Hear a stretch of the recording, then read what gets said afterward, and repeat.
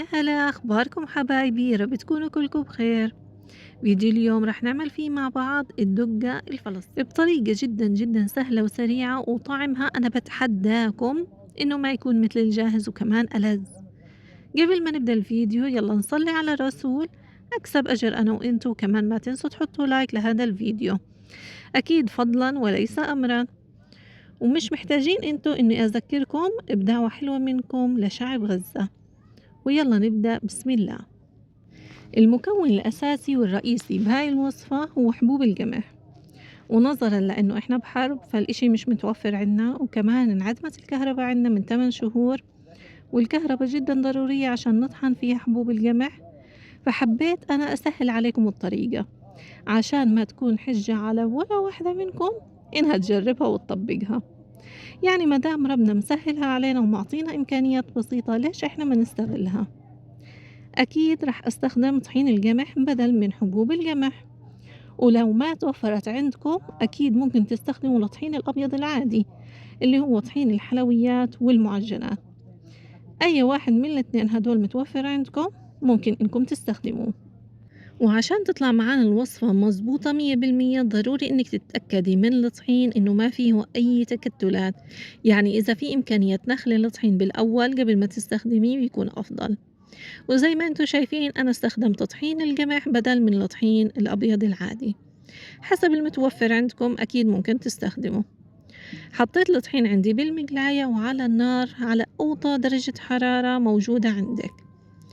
وفي هاي المرحلة جدا حساسة، ضروري إنك تضلك واقفة وتضلك مستمرة في التحريك عشان ما ينحرق عندك الطحين ويتغير لونه وتخرب الطعمة.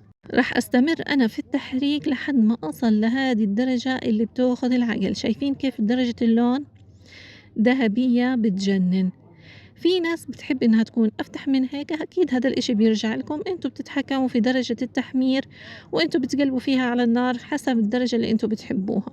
ضروري الأدوات اللي راح تستخدميها بعد هيك تكون عندك جافة تماما، يعني ما فيها أي رطوبة. بنزل الطحين هالحين في الصحن الكبير اللي عندي، وبعد هيك بدي أنزل عليه المطيبات أو المنكهات. إيش هي المكونات اللي بدي أضيفها؟ هذه سماق، كزبرة، جرادة، زعتر، ملح، شطة، سمسم، حامض ليمون. وأكيد زي ما تعودتوا دايما كل المكونات هاي راح أترك لكم إياها بالمقادير في رابط الوصف عشان ترجعوا لها وتطلع معكم الوصفة 100% مضمونة لما تطبقوها. بضيف المكونات كلها وأكيد بدي أخلطهم مع بعض كتير منيح عشان كل المكونات تندمج مع بعضها. فيكم تاكلوا الدقة بنفس اليوم لما تحضروها، لكن بتطلع معاكم كتير ألذ لو سبتوها لتاني يوم. بتحسوا هيك النكهات كلها بتاخد وبتتغلغل في بعضها وبتطلع طعمتها كتير بتشهي. وبس هيك يا حلوين صارت معانا وصفتنا لليوم جاهزة. وأنا بضمن لكم إذا احتفظتوا فيها بمرتبان محكم الغلق إنكم تضلكم محتفظين فيها وبنكهتها تضلها طازة على طول فترة طويلة. وعشان أجاوب على استفسار الناس اللي عايشة بالدول العربية أو الأجنبية اللي ما بتعرف شو هي الزعتر والدقة أو الفرق بينهم، الدقة زي ما كلكم شفتوا كيف حضرناها بتتحضر من حبوب القمح، يعني المكون الأساسي فيها هو القمح بالإضافة للمنكهات اللي ضفناها. لكن الزعتر زي ما انتم شايفين لونه أخضر، المكون الأساسي والرئيسي فيه هو ورق الزعتر. هو نبات بناخد ورقه وبنجففه وبعد هيك بنطحنه وبنضيف عليه برضو منكهات بتعطيه طعم كتير رائع. على فكرة هذا المكون اللي هو الزعتر الفلسطيني بيتصدر لكتير دول عربية، لكن الدقة ما أعتقد إنها بتوصل للعالم برا.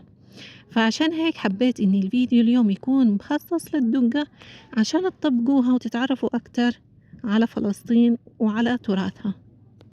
وأكيد أكتر إشي بيحبه الشعب الفلسطيني كل يوم على فطور الصبح صحن الزيت والزعتر والدقة.